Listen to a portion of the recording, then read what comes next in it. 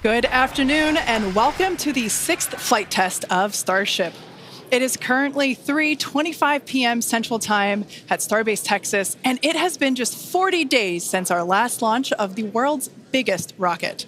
We're targeting our first afternoon Starship liftoff just 34 minutes from now, and that will occur at 4 p.m. Central Time. Now, this timing will bring us daylight views of the ship splashing down on the other side of the world.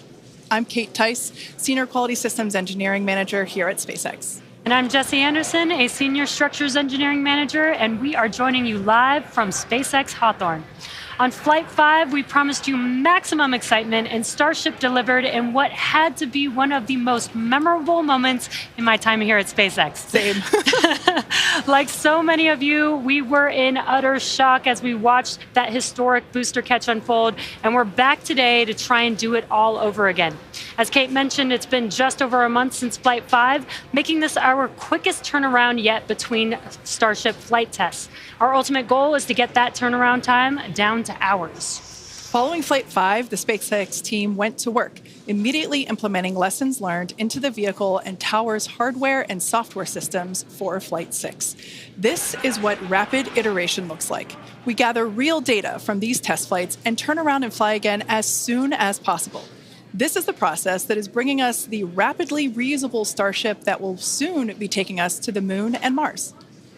Flight 5 proved that we can safely bring the booster back to the launch tower, which is a key factor in driving rapid reusability, and land ship with a high-precision splashdown in the Indian Ocean. We'll be taking you through today's test objectives in just a moment, but first, let's check in with Dan, who is on the ground just a few miles from the pad at Starbase with the best views. How's it going, Dan? Hey, Jesse, it's going fantastic. I got a couple hundred of my best friends out here ready to watch this launch and hopefully another catch today. But welcome everybody back to Starbase for another Starship launch. I'm Dan Hewitt. Got Launch Control Center right behind me, tower just about 6 miles over that shoulder. It has been a pretty quiet countdown. Not a lot of chatter on the loops right now as we are into prop load, and we are counting down to the very top of our window at 4 p.m. Central Time, so just about 32 minutes from now. Right now, the range is projected to be clear by then. We've got our assets out there making sure land, air, sea, everything around the launch pad and then our flight path are clear before we give the final go to liftoff today. We got through the weather poll. Everything was looking great. A little breezy today, but well within our constraints for both launch and catch criteria.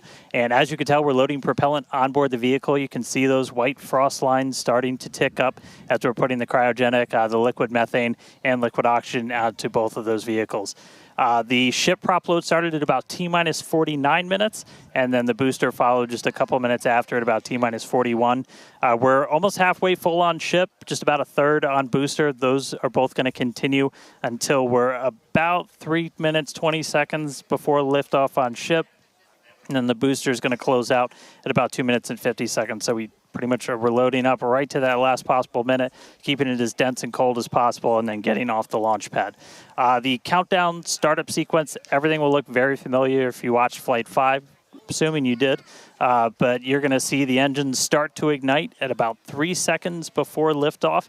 They're going to start up in 3 different groups. First, those center 13, then 15 of that outer ring, and then those final 5, bringing all 33 Raptors online.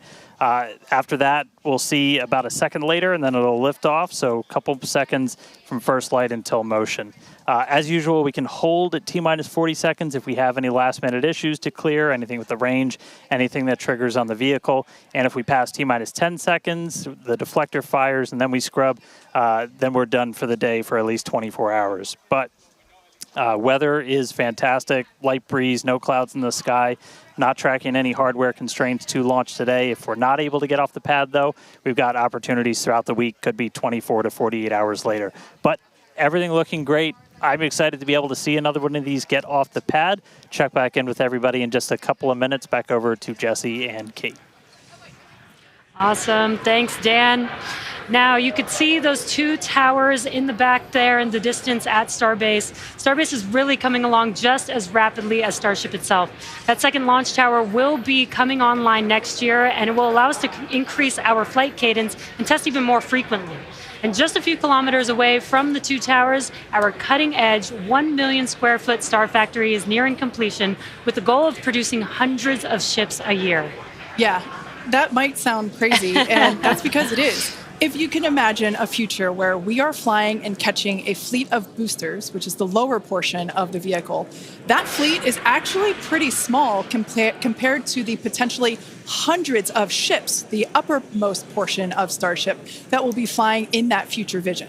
Yeah, exactly, Kate. Those ships will be staying in space for long-duration missions to go to the moon or Mars, or become tankers for refueling, or any number of other uses. But the boosters will come back and turn around to launch the next ship. So in order to hit that production cadence of hundreds per year, we're rapidly building out Star Factory, which is our Starship production facility in Texas. And views of that Star Factory there.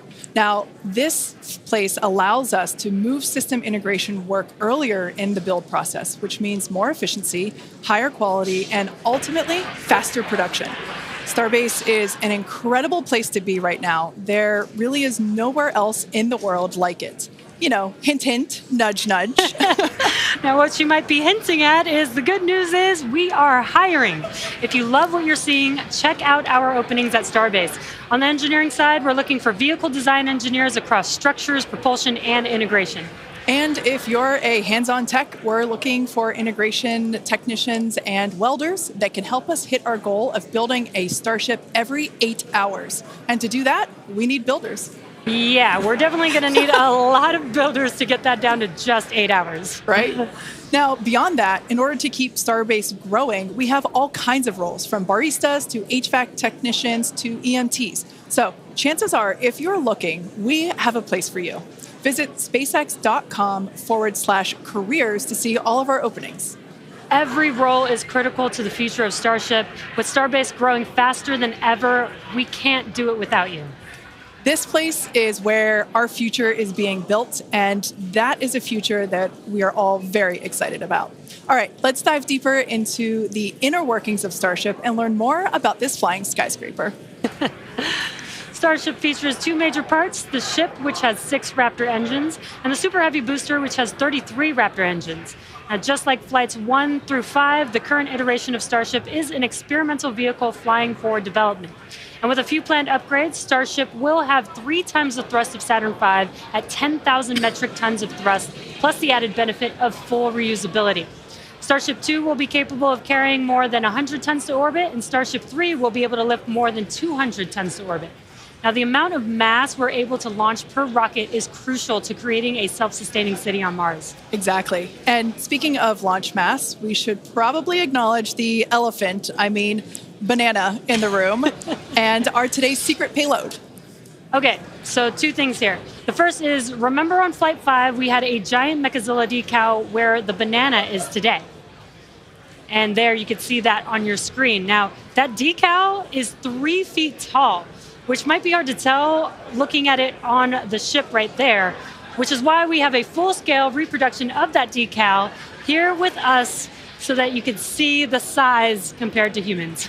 Yeah, it is bigger than you think it is. Like Jesse said, it's 3 feet high, and this is full scale, just like the one that was on Flight 5. Now, it is hard to follow Mechazilla, but I do have one better.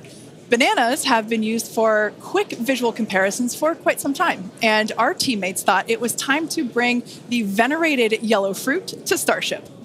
Today, we're flying Starship's first ever physical payload, which is, as you might have guessed, is a banana.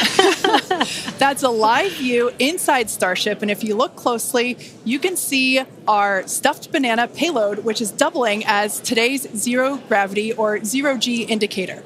And while this payload will remain inside the vehicle at all times and will not be deployed today, it did give us a chance to do a test run of payload approval processes with the FAA. And that's something that we're hoping to do next year if we start flying our first Starlink satellites on Starship.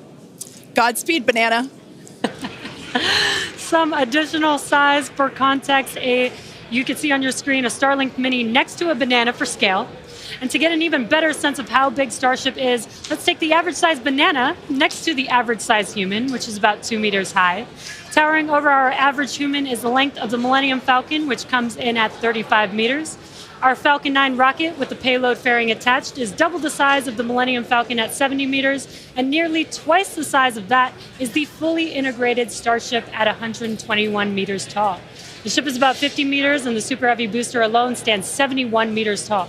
And we do have plans to make the ship and booster even taller in the future. And yeah, it might be hard to imagine that because it's pretty big already. Now, Starship's first stage has a diameter roughly 2.5 times that of Falcon 9, and as you can see on your screen, with 33 much larger Raptor engines. I love this view. This is looking up at the aft end of Starship there at the engine bay. Now, moving up the rocket, the ship features 6 Raptor engines, 3 sea levels and 3 vacuum engines, which are optimized to operate in the vacuum of space. The ship is designed for vertical takeoff and landing on any hard surface, like the surface of the moon, for example. This ship is also outfitted with 4 flaps to help aerodynamically control the vehicle's attitude during atmospheric flight and enable a precision landing. To reach full reusability, the ship must survive re-entry not just once, but multiple times. It took the teams at SpaceX about 3 years to develop the heat shield on Starship, and development for improvements is still ongoing. The ship's heat shield is composed of thousands of hexagonal ceramic tiles designed to insulate the vehicle during atmospheric entry, where temperatures can be as high as 2,600 degrees Fahrenheit or over 1,400 degrees Celsius. The tiles are something we iterate on every flight test as we build towards a heat shield requiring no refurbishment between flights to unlock rapid reuse. And the teams have actually already begun testing the heat shield tiles in environments simulating Mars atmospheric entry conditions, which we'll see more of in just a few minutes. You know, slightly different than coming back to Earth. Just slightly different. And in between the first and second stages is our hot stage, which we saw in action on flights 2, 3, 4, and 5. So let's recap that last flight to understand what we accomplished and how that's changing for today's flight. On October 13th, Starship successfully lifted off at 7:25 a.m. Central Time from Starbase, Texas. A gorgeous sunrise ascent that was fairly quickly followed by the hot stage separation maneuver, which we see here, as well as on multiple previous Starship flights. The booster then performed a flip maneuver, boost back burn, and then we jettisoned that hot stage, which you see there. The booster then performed its boost back burn, which brought it back on a trajectory to the launch tower, back to the Gulf Coast. We can see here the booster descending through the Earth's atmosphere. It broke the sound barrier again as it was coming back through. Those Raptor engines relit, and then the moment that made us all lose our minds, the booster came back for a successful first ever catch by the chopstick arms back at the exact same launch tower that it launched from. It was insane. As you can see, we all went bananas. And you did too, probably. Thousands of distinct vehicle and pad criteria had to be met, and thanks to the tireless work of the entire Starship team, we succeeded on that first attempt. And while that all was happening, ship was continuing to coast towards the Indian Ocean.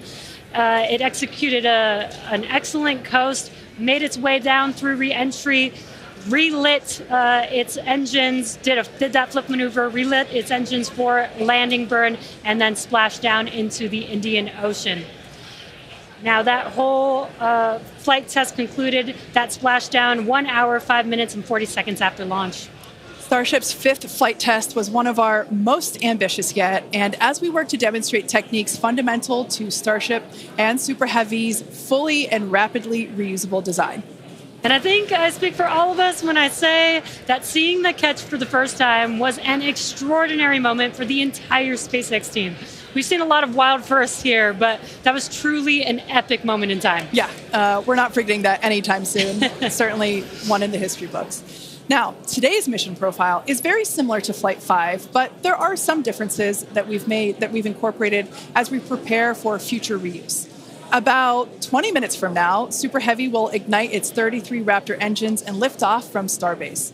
About 2.5 minutes into flight, the booster will separate from the ship in a hot stage separation, and we've seen that occur on multiple flights, including Flight 2, 3, 4, and 5. About 2 seconds after that burns, we'll jettison that hot stage.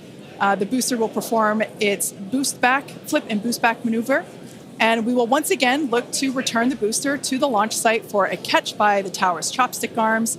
And once again, we will only attempt that if both the booster and tower are healthy after launch.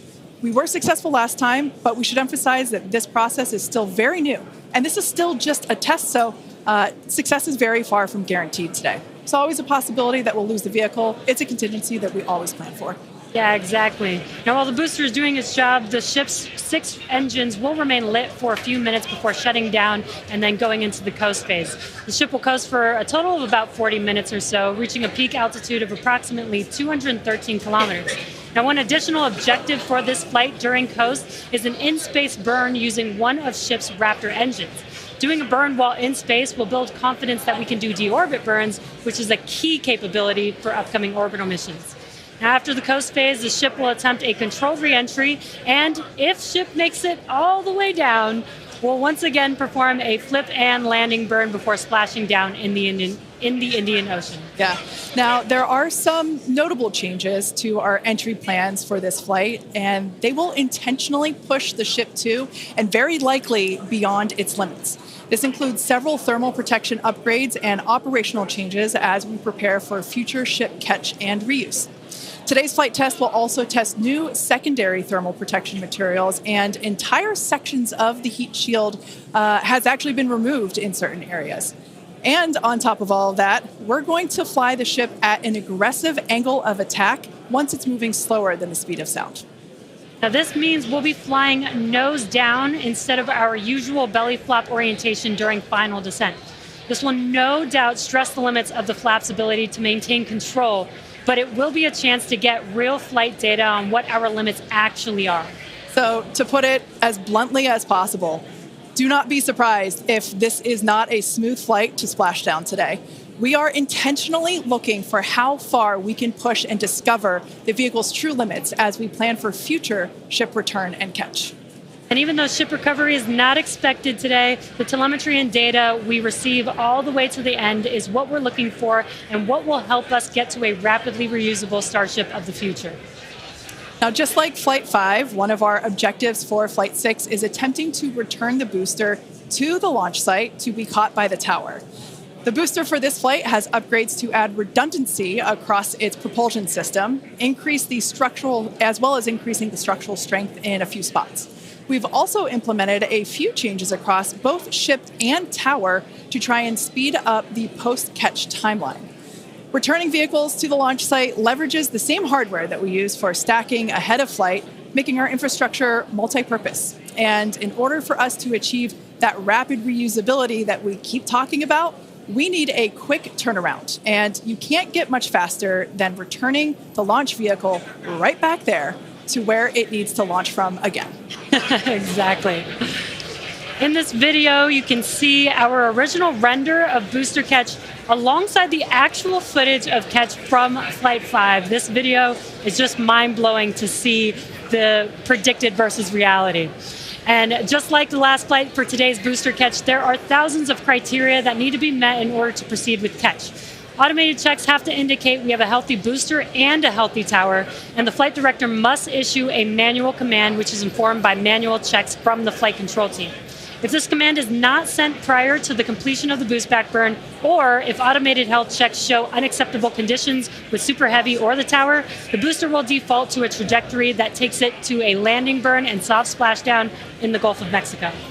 I remember when we first heard the call out that tower was go for catch on Flight 5, and wow, I still get goosebumps when I think about that moment. Now, for today's test, just like Flight 5, we're only going to catch if everything on the booster and the tower checks out after launch. As always, we accept no compromises when it comes to the safety of the public and our team. And so to that end, the area around the pad and the flight path are cleared in advance. A lot of things have to go right in order to line up the booster catch. So if all criteria is met, we will attempt to catch, but there is a chance that we may not. Either way, we'll be getting tons of in-flight data, which is extremely valuable. Exactly. That first catch was pretty epic, though. So like you, we'll be keeping our hopes high to see another one this afternoon. Now, Dan, you got to see it in person last time. Are you mentally prepared for a possible round two? I mean, probably not. That was pretty hands down the coolest thing I've ever seen. And the fact that we're going to do that every time now breaks my brain a little bit, but it was absolutely incredible. One of the unique aspects with Super Heavy coming back is it does generate a sonic boom. This is something commonly associated with reusable spacecraft. It's coming in faster than the speed of sound and then slowing down. It creates that pressure wave that builds up, and then when it reaches you on the ground, that rapid change in pressure is that quick thunderclap sound that you hear. Now, generally, the only effect is that thunderclap sound, but if you're not expecting it, it's definitely going to get your attention, and we were able to hear it last time. The impact of, or how loud it is, changes pretty dramatically. And in this video, you can see as we were descending, and there was kind of that quick triple pop that you heard. Now, that was picked up from closer to the pad. Most people at our distance and further away, you're only going to hear one or two as they're happening kind of so on top of each other that it might just sound like one big bang. But as I said, that's something that's only associated with spacecraft being reused. We hear it with Falcon 9. We heard it during Shuttle, and looking forward to hopefully hearing it today. Just a quick status check, though. We're about 85% full on ship, almost 2/3 of the way full on booster, continuing to count down about 13.5 minutes, a little under that, until we lift off today. But still looking good. I'll check back in with you guys in a few minutes. Back over to Jesse and Kate. Thanks, Dan. Yeah, I think Dan said it really well when it really does hurt the brain to think that this is going to be the norm, that this is just the beginning. Every one of these flights is a step closer to a fully operational Starship that will take us beyond Earth orbit. And with our pace of rapid iteration here, the Moon and Mars are not nearly as far in the future as you may think. In fact, we're planning to send Starships to Mars as soon as 2026. Which is when the next Mars transfer window opens, which is under 2 years from now. Now, you might be familiar with the Starlink logo, which you see there on your screen. It's an iconic representation of the Mars transfer orbit, also called the home and transfer orbit.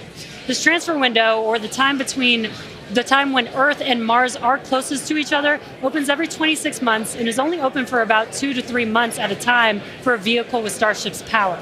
Lining up a launch to Mars is similar to how we launched to the International Space Station, where we timed the launches to match the station's orbit. If we didn't do this, we would need more propellant and more time to get there. So the first opportunity we have to fly Starships to Mars, we plan to go for it. These first flight tests to Mars will be uncrewed and will test the reliability of landing in tech. If those landings go well, the first crewed flights will soon follow after that. Right now, our flight tests are focused on proving out reusability of both Super Heavy and Starship. In 2025, we'll continue that focus while also potentially flying our first Starlink missions and demonstrate capabilities central to our role in taking astronauts to the moon as part of NASA's Artemis program. Starship will be used to land astronauts on the lunar surface on NASA's Artemis 3 mission, which will put the first humans on the moon since 1972. One key capability will be the ability to refuel Starship on orbit, which you can see there on your screen, with a Starship prop tanker docked with a fuel depot. Next year, we're planning to test this capability by launching 2 Starships and having them meet up to transfer tons of cryogenic propellants. Now, when the time comes to land on the moon, Starship will link up with NASA's Orion spacecraft in lunar orbit, where astronauts will transfer over for their descent. Now, once on the lunar surface, they'll ride the elevator down in their Axiom EMU spacesuits from Axiom Space and leave the first footprints on the moon in more than half a century, kickstarting humanity's mission to establish a sustainable presence there. And coming soon to a moon base alpha near you, Starship Enterprise Edition. That is so exciting, and all the advancements that are going to come in order to enable all of that. Now, our rapid iterative development approach has been the basis for all of SpaceX's major innovative advancements, including Falcon, Dragon, and Starlink. Today, we're testing hardware and systems, and we need to know how they perform under the most extreme conditions. And what's more extreme than the flight environment? We'd much rather find the bugs and limits now during testing than later on when there's more on the line. And to reiterate, while we do determine an acceptable level of technical risk on our vehicle and pad to learn as fast as possible, we accept no compromises when it comes to the safety of the public or our team. So all that to say, this is only the 6th of many future flight tests of Starship before it becomes fully operational. And we tend to do our testing out in the open, just like today. And that means people sometimes see when our hardware doesn't perform as we planned during that testing. And that's okay, because this is exactly what we are testing for, to physically see if hardware performance matches what we expect it to do or not. Even more with today's test flight, where we're purposefully pushing the ship beyond its limits. Starship development is also being aided by Starlink space-based connectivity. You might remember the Starlink panels that are incorporated into Starship, and you can see them there on your screen, those rectangular panels on Starship's nose cone. Starlink brings us the epic views in space and on re-entry, and also helps deliver us critical flight data engineers need to continue development. Yeah, Starlink continues to help us push the limits in space in the short term by providing great views and real-time data on our next few flights, particularly through re-entry, which spaceflight veterans know that is historically a period of blackout for all communications within spaceflight. Outside of Starship, Starlink has helped people across the globe, particularly in rural and remote areas that have been underserved by traditional broadband internet. Yeah, and soon, Starship will deploy our next generation Starlink satellites, which will continue to increase our capability to connect even more people with high-speed internet all around the world and beyond. Now, as we continue to prepare for our next several flight tests, we recently performed a cryo-proof test of the Starship for Flight 7, our first operation with the vehicle debuting a number of major milestones. The ship has been stretched to make room for larger propellant tanks, increasing the propellant capacity from 1,200 tons to 1,500 tons. The forward flaps also got a redesign. They have shrunk in size and they also shifted in location, and both of these things will help better protect them during entry heating while still providing control. There's also a wide range of upgrades that will make the vehicle more reliable, adding redundancy to and the ability to operate for longer durations in space. One unique aspect of a trip to Mars are the different conditions ship will see when entering the Martian atmosphere. Now, it's difficult to simulate Mars's atmosphere when re-entering on Earth, so we've been testing a variety of heat shield materials inside a specialized plasma jet chamber at the University of Illinois Urbana-Champaign, where we're able to more closely simulate Mars's 95% carbon dioxide atmosphere. Aside from looking awesome, this is important testing. The intense heat of entry will cause the CO2 to break down into its base elements, exposing Starship to atomic oxygen, which increases surface heating and can cause materials to oxidize or start to break down. Spacecraft entering over Mars encountered more than twice the amount of atomic oxygen at their peak when compared to Earth, and that is certainly a unique challenge. As we continue to test, we'll learn more about what makes a great heat shield for Mars. All right, now that we're heading into the final minutes of the countdown, let's go back to Dan for the latest on the ground there at Starbase. Hey, Kate, afraid I have nothing but good news for you. We have a go from our range safety team. We are a little over 90% full on ship, almost 85% full on booster, and not tracking any holds to an on-time liftoff. So we've got about 3 more minutes of prop load. As long as the range stays clear, we don't trip any other holds, we might blow right past that T-minus 40-second mark and lift off right at the top of our window at 4 p.m. Central. So toss it back to you guys one more time, but fun part about to start, we are, a little under 6 minutes away from launch. All right, so we are continuing to progress now at 5 minutes and 43 seconds until liftoff. Now, once we pass the T-minus 40-second mark, a number of events are going to occur in rapid succession. The ground spin and ignition systems will come up to flight pressure, and the ship will go on to internal power. And then after that, the quick disconnect, or what we call the QD arm lockout, is removed in preparation for retraction shortly after T0. And once we pass the T-minus 40-second mark, we still have the ability to recycle the count under certain conditions back to T-minus 40 seconds and then hold there to assess what happened and if we can proceed again to T0. Exactly. However, once the water for the deflector system begins flowing at T-minus 10 seconds, any issue after that would be an automatic scrub for the day, as the teams would need to refill the deflector's water tanks as well as the propellant storage tanks over at the tank farm before we're able to make another attempt. Now, it is just so unbelievable that it's just been only a little over a month And we are just a few minutes away from Flight 6. The crowd here is building up. We've got a much larger crowd here than when we were launching at 4 or 5 in the morning out here. So very exciting to have an afternoon launch to have all the employees here. Exactly. Now, just as a reminder, that T-minus 40-second hold, if we opt to use it, everything is still potentially go for launch. So nothing to be worried about there. At that point, basically up until T-minus 40 seconds, all aborts are just holds. This would allow the team to wait for final checkouts to assess propellant levels, engines, avionics, vehicle pressurization, range, weather. Occasionally we've had shrimp boats lingering in the past, but that doesn't sound like that is the case today. Yeah, not today. No shrimp boats, which is great. Everything so far is looking good. We're getting really excited here, just a few minutes away. We're going to go back, send it over to Dan in Starbase. How's it going, Dan? It is still going great, just coming up on about 3.5 minutes away, so we should be done with our prop load on ship momentarily. Then about 30 seconds later, we'll close out on booster. Our flight control team on board, or in the building just behind me, not on board. Some of them might wish they were on board. Flight control team in the building behind me, they're going to have a lot of work to do right after we lift off, as we still have a lot of manual checks that happen on the tower prior to the flight director, who's going to be Tristan Pierce again today, giving a manual command to bring the booster back to the launch site. And the tower did just incredibly well on the last flight. We didn't lose any of our required redundancy for a catch. And so we're hoping to see that again today.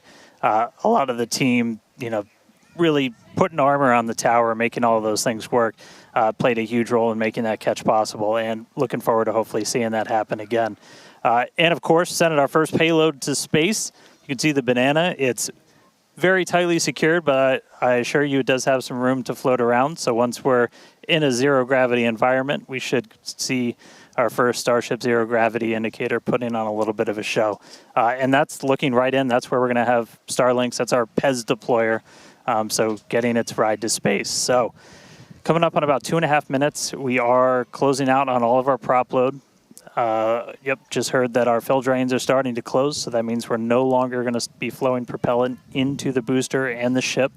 We're going to do what's called pushbacks. So all of that propellant in the ground systems is going to get pushed back to the tanks, clear out everything around the pad right before we light those 33 engines and take off.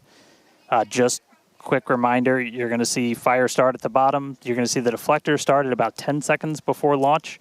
Lots of water to help dissipate all that heat, all that sound. And then the engine starting up in 3 different groups. And then about a second after T0, we should see liftoff. About 2.5 minutes into the flight, a little bit longer, we'll see hot staging. And that's when we're going to be listening really close on those loops to see if we're going to be bringing the booster back for a catch today. Do always want to caution, it's never a guarantee. We've done this once.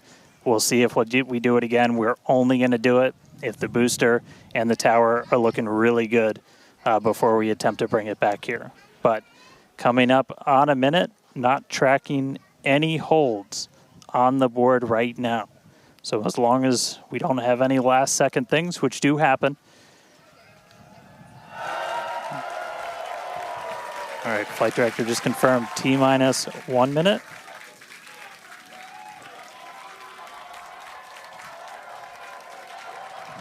Key moment to look at in 10 seconds, that T-minus 40.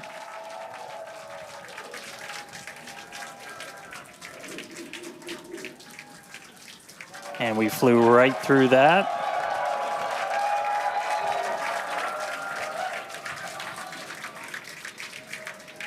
Flight directors go for launch. All right, we're now T-minus 20 seconds until liftoff of Starship Flight 6. This will mark our second attempt to catch the Super Heavy booster at the launch tower, as well as 10, 9, 8, 7, 6, 5, 4, 3, 2, 1.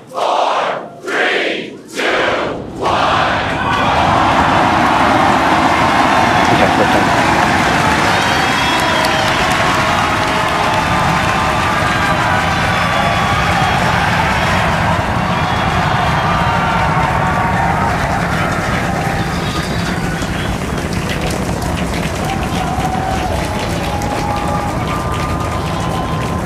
Vehicle is pitching downrange. Booster Raptor, chamber pressure nominal.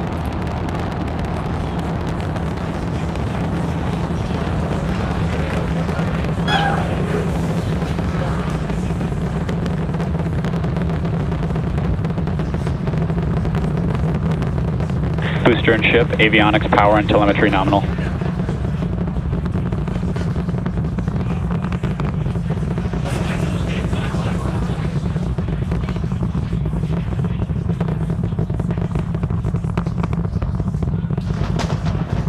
All right, we're just a little over a minute maximum into flight. dynamic pressure. We're about 6 miles away, so all the sound's still hitting us here. Hearing good call-outs that power telemetry nominal, that's flying straight and true. We do see all 33 Raptor engines lit up on telemetry screens.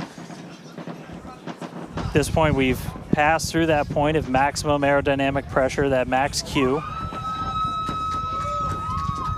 Now, coming up in just a little over a minute from now is going to be hot staging. So we're going to see the 6 engines on the ship ignite while still attached to the booster. Just before that, we'll see all but 3 center engines on the booster shut down. In what we call MECO, it's most engines cut off instead of main engine. And so while we continue to watch it go up, a lot of our flight controllers looking at all the systems around the tower. Again, we have to send a manual command. Just about 30 seconds away from hot staging.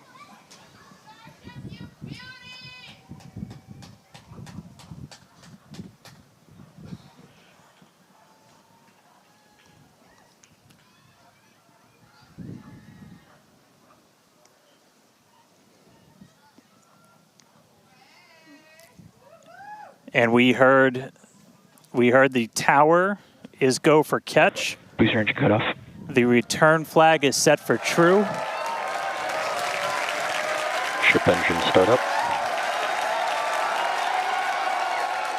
Stage separation.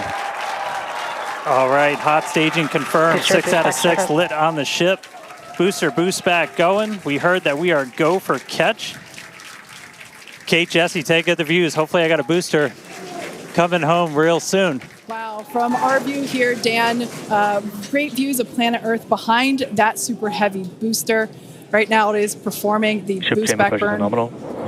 Good news there, telling us that the pressures inside the ship are good. That is the second stage or the upper portion of the vehicle. Follow along with the telemetry on the bottom of your screen. Yeah, booster is currently, Super Heavy is currently in its boost back burn. This boost back burn, Avionics, power, and telemetry nominal. this boost back burn lasts just a little bit over a minute. So we've got a little, approximately 30 seconds left.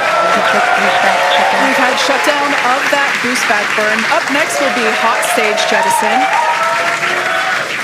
The view from the camera on the left, or from the booster on the left-hand side of your screen, and then tracking cam there on the right-hand side of your screen. We'll see those grid fins. Booster offshore divert. And we can also see that the hot stage has been jettisoned. Yes, visual confirmation of that there on your screen, which is great. Now the next Starship is following a nominal trajectory.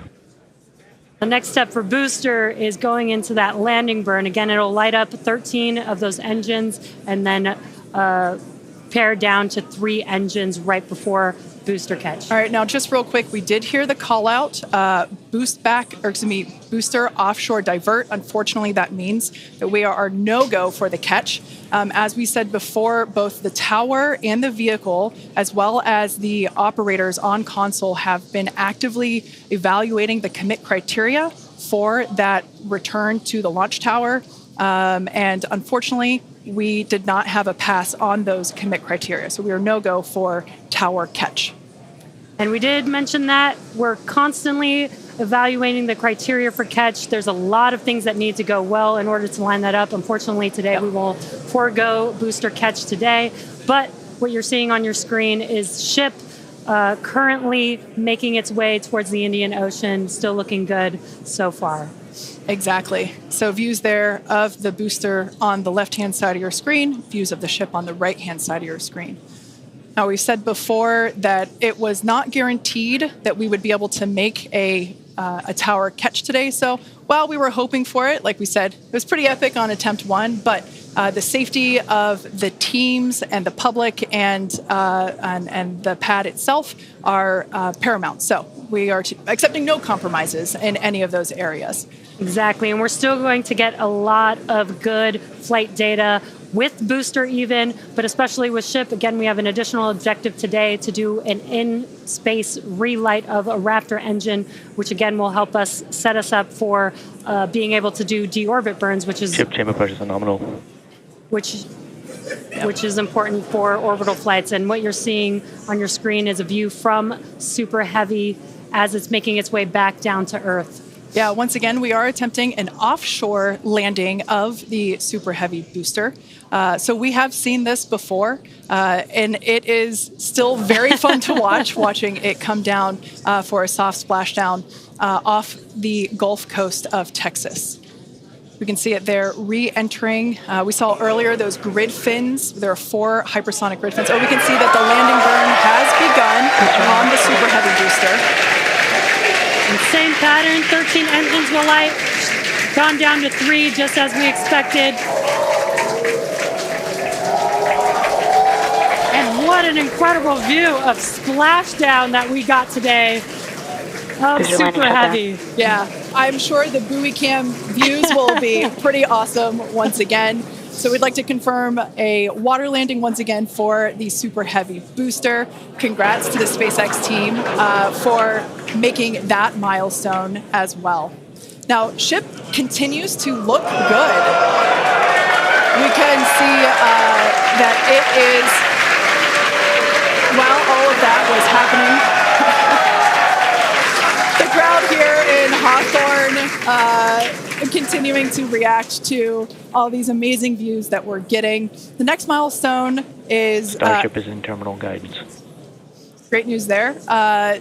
Starship terminal guidance, referring to what we see here on our screen, the upper stage, at about 8 minutes, 35 seconds or so, we have ship engine cutoff, which will be the cutoff of the Raptor engines.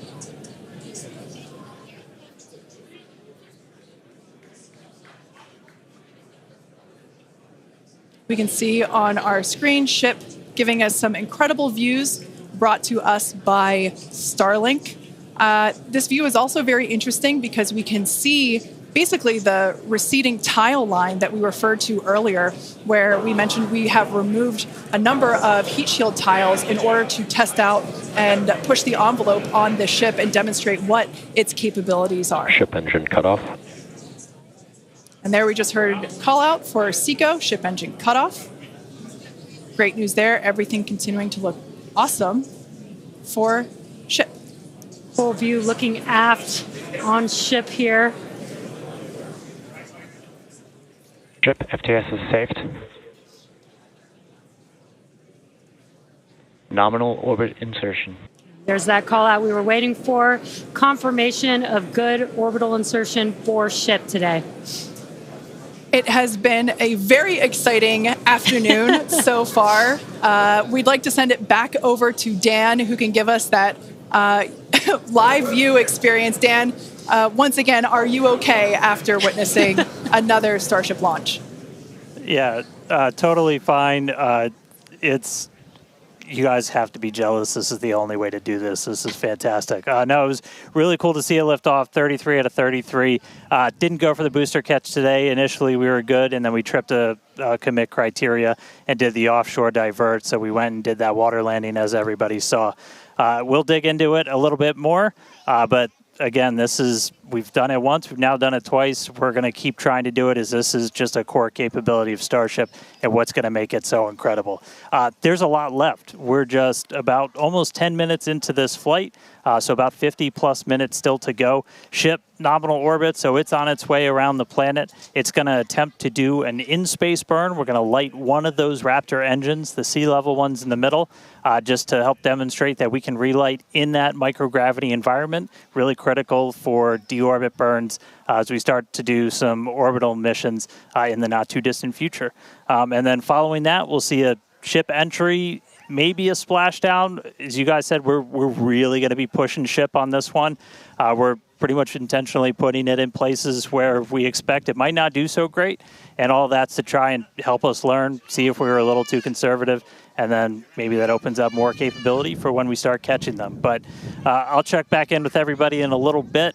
I'm going to tune in and watch the ship fly around planet Earth, and hopefully we see it re-entering in the not-too-distant future. Back over to you guys. Thanks, Dan. Development testing, by definition, is unpredictable, which we saw with Super Heavy splashing down in the Gulf of Mexico today, but that is exactly why we test. As is standard for these tests, the area around the pad and along the flight path was cleared prior to launch, and we expect the road and beach to remain closed until further notice. Yeah, testing development flight hardware in a flight environment is what enables our teams to quickly learn and execute design changes and hardware upgrades to improve the probability of success in the future. Please do not attempt to approach the booster in the water for your safety as well as for that of our team that will be working on recovery. Now, we are going to continue, though. The mission is not done. Exactly. The mission's not over. Ship is still coasting. But it has been nonstop since liftoff, and with the booster having completed its job for the day, we are going to take a short break for the next 35 minutes or so while ship continues to coast before re-entry. Now, as with previous flights, Starlink may enable us to talk to the ship through re-entry with no communication blackout. Now, we are still testing Starlink during this phase of flight, so nothing is completely certain. Yeah, so if we do have views, we will be sure to bring those to you live. And of course, one of those views include that of our, as we said before, surprise payload, the Banana. And we are looking forward to it. So we're going to come back in a few minutes, around T plus 35 minutes. Exactly. Views or no views, we'll see you back here at T plus 40 minutes for our coverage of Starship's re-entry, flip maneuver, landing burn, and hopefully see a splashdown.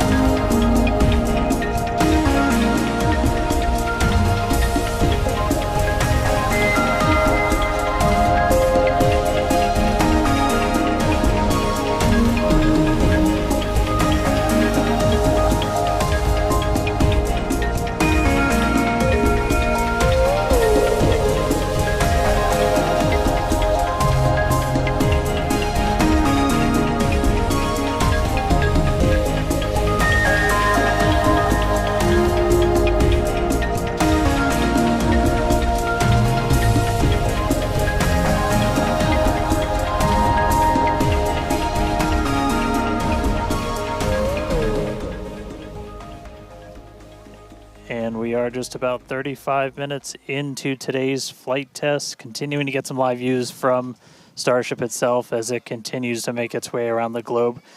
We are coming up on what we will hopefully see is our in-space relight demonstration. This will be firing up one of those 3 sea-level Raptors on the very aft end of the ship and essentially reigniting it while we're in that microgravity environment in Earth orbit. We had attempted this once previously on Flight 3, but ended up skipping it when we had some attitude control issues with the ship. And we are on the dark side of the planet right now, so views are going to be a little bit dark, but hopefully we see some engine light come on as we do this relight test. This is a pretty critical capability for doing deorbit burns. This is not a deorbit burn. Want to stress that we're on a trajectory where if we didn't fire off the engine at all, we are definitely coming home. Ooh, seeing some thunderstorms down on the ground. That's pretty cool. But this is not a deorbit burn. If we didn't fire this engine, we're on a intentional suborbital trajectory. So no matter what, we're coming in over the Indian Ocean. Firing off the engine does change your exact splashdown point a little bit, but we've got this keep out zone across the entire Indian Ocean that we made sure was clear ahead of flight, and we continue to monitor during, but we're going to aim for that and hopefully see this relight test coming on in about a minute. It's just going to be one of these engines, and it uses what's called the header tank, so these small spherical tanks in the very top of Starship up in the nose cone. They don't require nearly as much gas to pressurize as your main tank, so they're really useful for any in-orbit maneuvers and then for landing burns. So if we make it to a landing burn today, we'll be using them for that as well. So we should be coming up in just about the next minute. It should be under a minute now away from that expected ship burn. And again, we've relit Raptors pretty frequently. We just did it with the landing burn and that boost back burn on the booster, and we've done it on ship landing burns. We just haven't done it in this microgravity environment where your propellant management and a lot of other things are different as you're not weighed down by the force of Earth's gravity.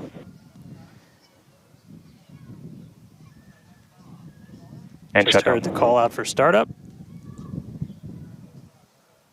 There's some light. There's that Raptor relit. And shut down. All right, there you have it. The first time ever lighting a Raptor while in outer space, other than our ascent burn. So really cool to see that relit. That's a pretty critical capability that we're going to need when we're doing orbital missions in the not too distant future. So check another one off. That was a really cool. That was an objective we really wanted to hit on this one, and so good to see ship knock that one out in orbit. But for now, we're going to coast for just a little bit longer, and then it'll be time for ship entry. So we'll get the usual light show as we return from hypersonic velocities.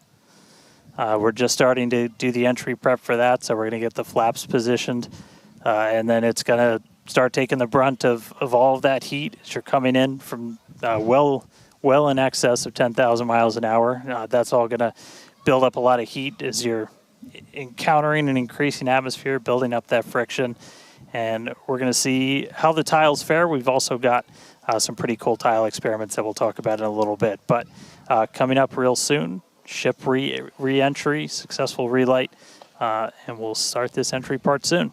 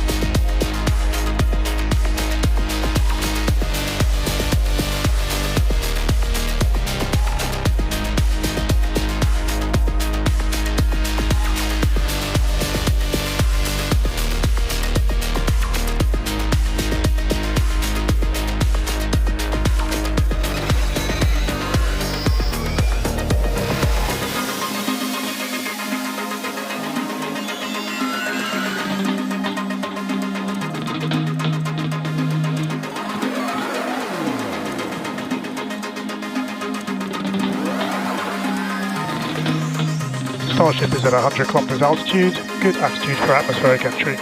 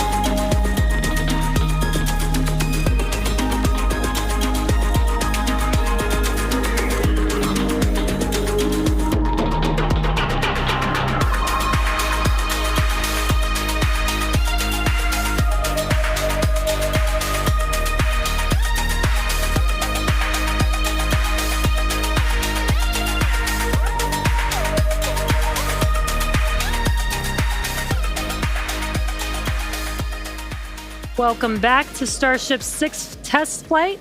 It has been an exciting day so far. We lifted off from Starbase at 4 p.m. Central Time. The Super Heavy booster and ship had a successful separation as well as a good boost back burn and good separation of the hot stage adapter.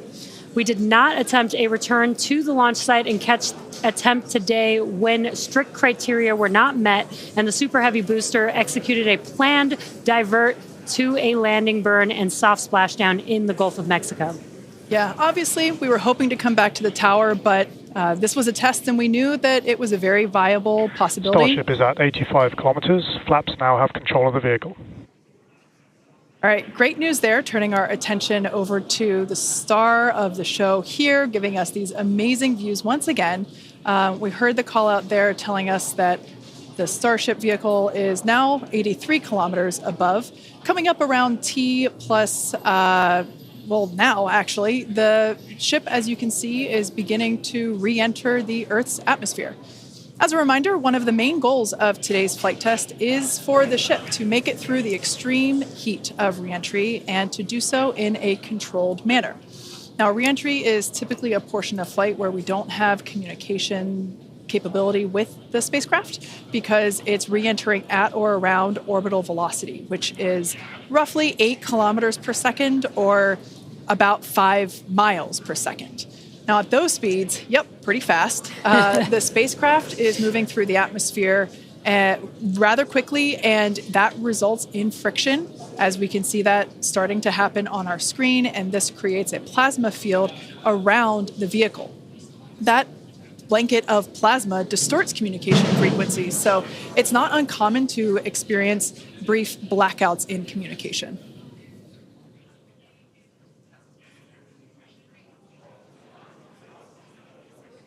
Starship is approaching the peak heating phase of entry.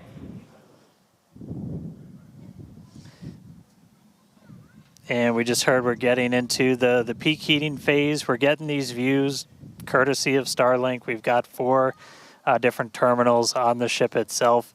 It's what's really allowed us to get real-time data during what's otherwise been just a a mystery box essentially for spacecraft design, where when you're re-entering through the atmosphere, at least getting anything in real time hasn't ever been possible before. But we're able to not just get these views, but real-time telemetry from the ship as it's coming through. Do really want to stress that we are really pushing the ship today.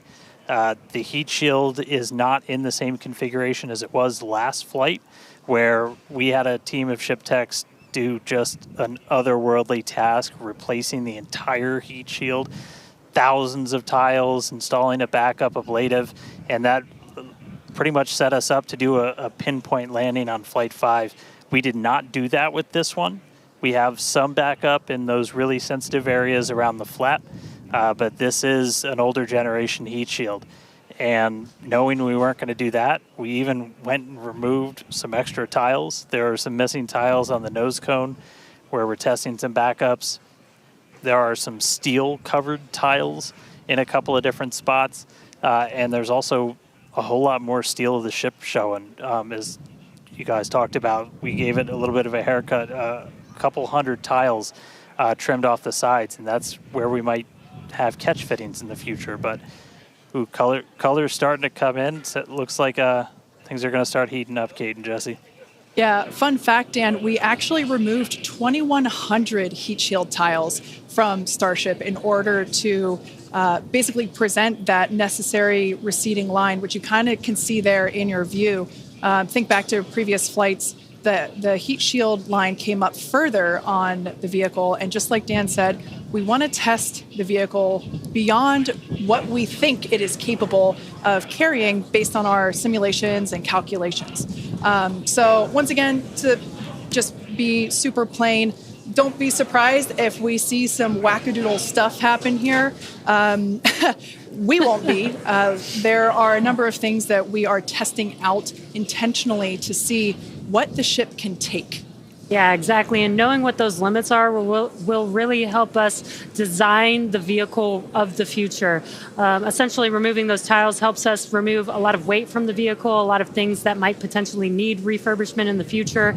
And the goal is to come up with a heat shield pattern or design that we don't have to refurbish. We can just continue to use it over and over again. And that's why we're changing some of those tiles and moving stuff around, removing a lot of those tiles, as Kate has been mentioning.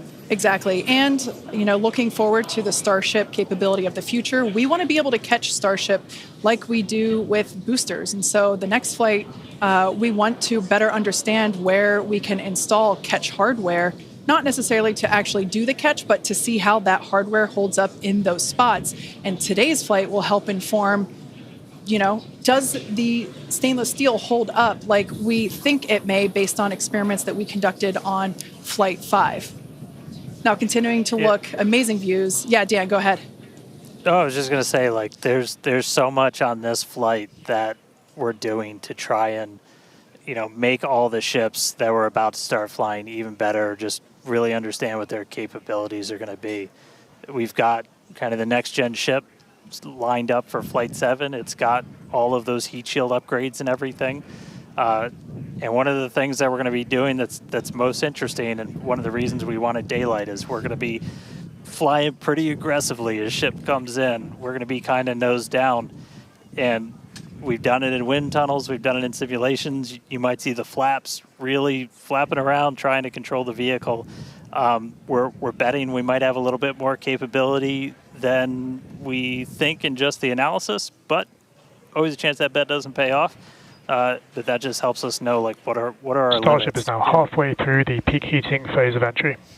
Sweet. Halfway there. Halfway home, guys.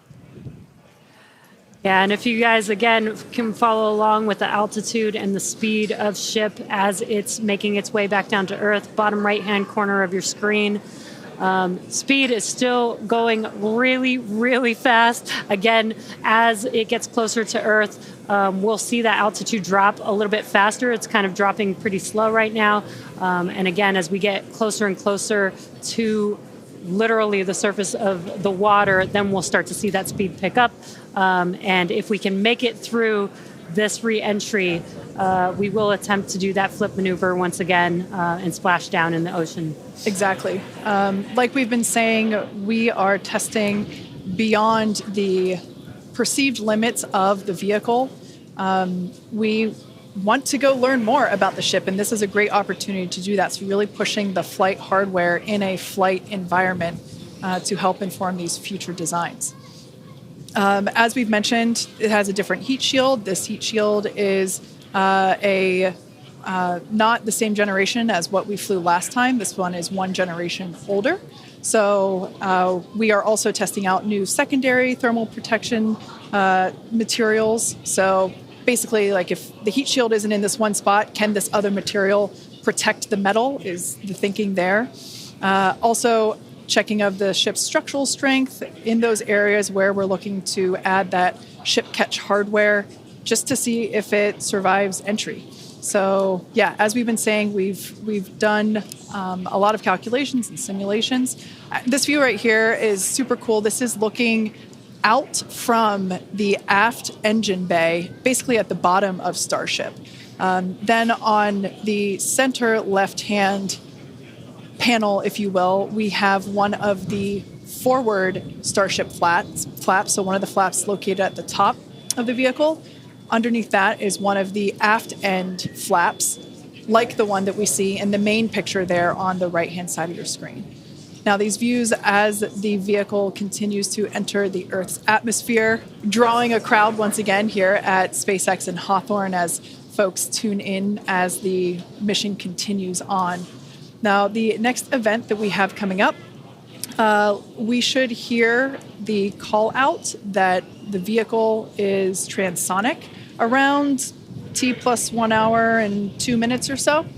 That means that the vehicle is traveling near the speed of sound. We say near the speed of sound because there are certain parts of the vehicle where airflow is going faster and other parts where it's going slower. So it kind of teeters there on the brink of the speed of sound. So once we have equal flow on all parts, then we'll hear it's subsonic. Yeah, and almost real quick, almost a reverse of, I'm sorry, Jesse, almost a reverse of before. We see the Earth starting to come into view. We've got sunrise there over the Indian Ocean. So this is going to look different from any of the re-entries we've had before. And it was specifically so like we get as much daylight as possible to see how ship does this.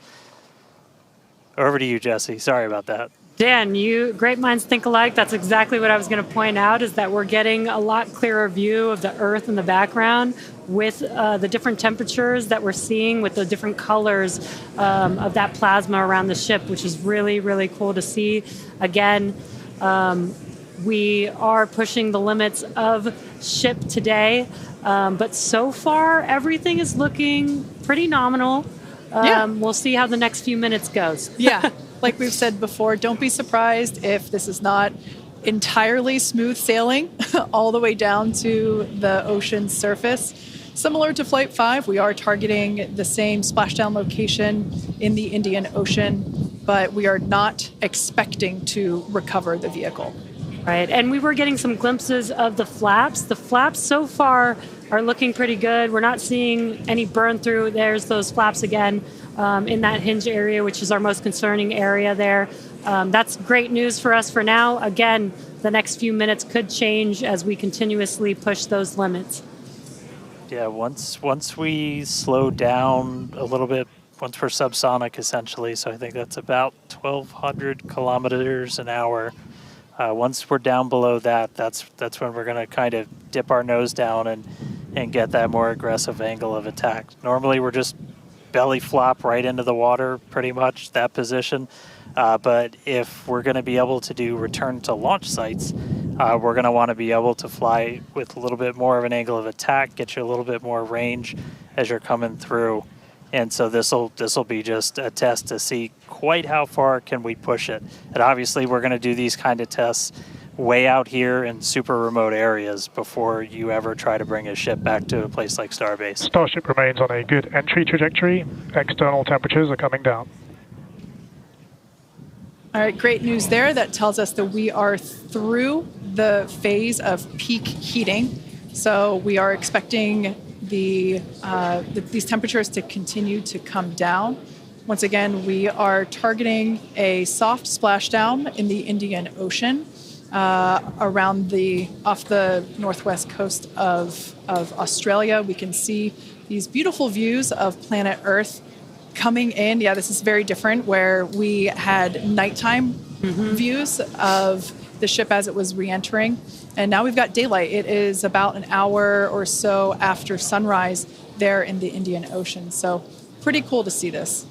Yeah, and it might not seem like it makes a huge difference, but we do get a little bit more light on ship as well for the camera views that we have, which is very beneficial for us to visually see anything and try and correlate that to any of the sensors or data that we have on the vehicle. Exactly. That is why we shifted our launch window so that we could have that daylight in order to improve our observations of the vehicle. So not only are we getting all the raw data from all the sensors that are on board Starship, but we also have multiple cameras and assets out there that are watching the vehicle and will also be able to tell us with this visual story that is also very, very important. And as we get down a little bit lower, the Raptor engines are in their chill phase right now, so just essentially getting them primed to turn on. We're going to use those 3 center engines to do a landing flip and then a landing burn. So we'll come down kind of in that slightly pointed down belly flop and then fire off those engines to flip us around and then do that final landing burn. That should be coming up in just under 5 minutes from now. And then hopefully we start hearing some call outs on transonic and subsonic as we slow down. Again, once you hear Starship as subsonic, keep a close eye on the flaps. They're going to be working overtime essentially to maintain control of the ship as we get a little more aggressive with this.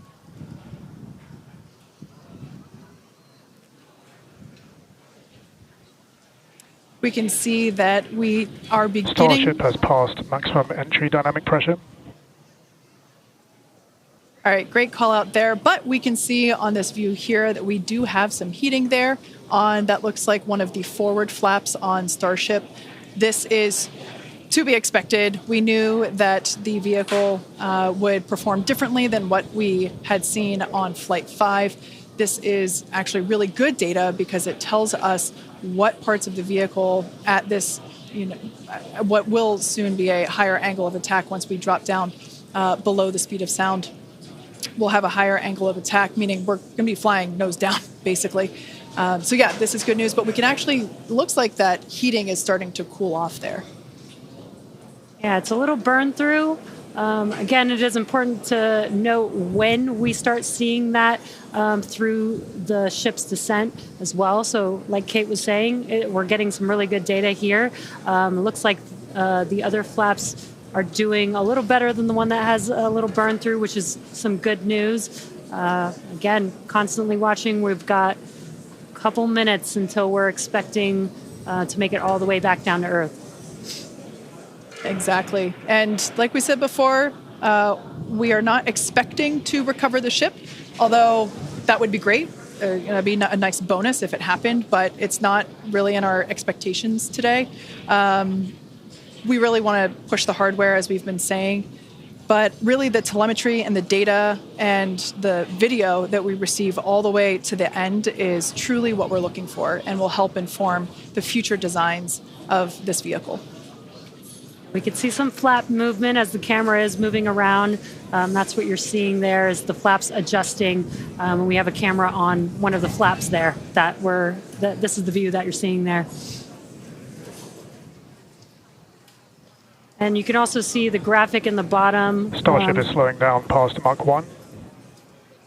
And call-outs aligning with this. You can see the orientation of the vehicle starting to change. You can follow that graphic at the bottom of your screen.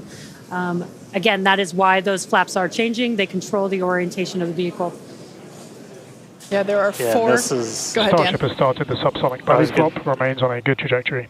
I was going to say this is when things will start to get a little interesting. So this is when we're moving slower than the speed of sound. You can see that nose slowly start to tip down, and we're going to try and maintain flap control the whole way. But we are just a couple minutes away from hopefully doing a landing flip landing flip and landing burn if the flaps can hold together. Yeah, this is such a cool view. This reminds me of when we first performed the belly flop maneuver on the high altitude test with serial number 8. We saw the ship come back through, and I always wondered what it looked like from the ship's perspective, and this perspective, I think, helps inform that. We will be, as Dan said, we will be dipping down a little further and really be flying nose first. This higher angle of attack, we're intentionally doing it to stress those aft flaps, and that will help inform the limits of flap control in order to collect data for future landing profiles.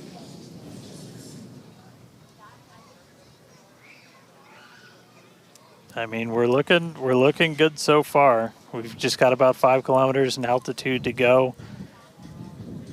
We'll ignite the engines when we're still just a couple hundred meters over the ground, do that flip. Starship is passing through 5 kilometers altitude, remains on a good trajectory. I have a feeling this is going to look so cool as it passes through the clouds. Obligatory shout out to the entire avionics team on Starship. And there's that nose down orientation.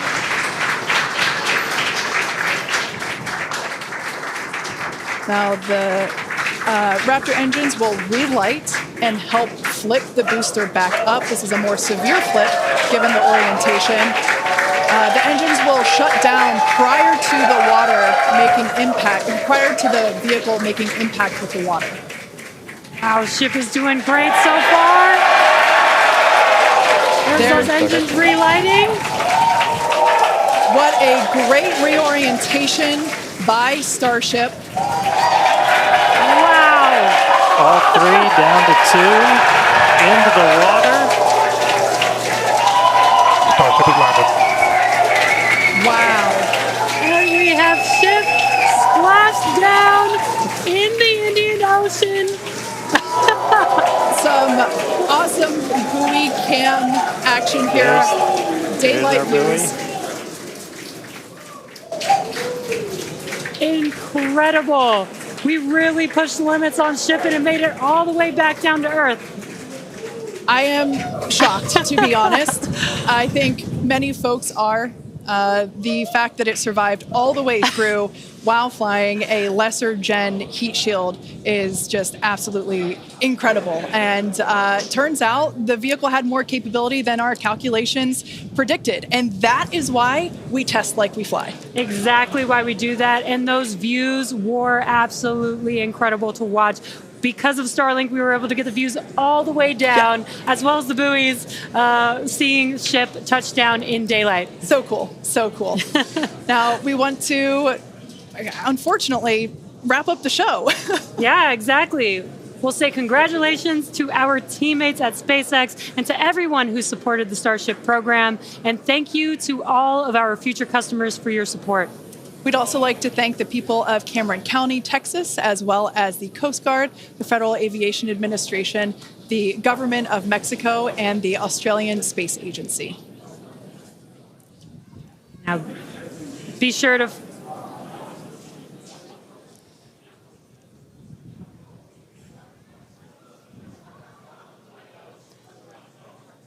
Hey guys, I could take it from here. That was just incredible to see that splashdown. As you said, thanks to everybody that took such a huge part in this. Everybody here at Starbase that's worked on this program, just really pouring your lives into it. Great to see another booster lift off. We'll catch it the next time. Great to see ship in the water. New version of ship coming soon, so a lot more exciting launches coming up real soon here from Starbase. But I'll send us out this time. We'll see you guys next time. Awesome. Thanks, Dan. Be sure to follow SpaceX on X for updates and more exciting views that we weren't able to feature on today's broadcast. I'm sure there will be plenty of those. Now, thanks to all of you for tuning in, and we'll see you next time.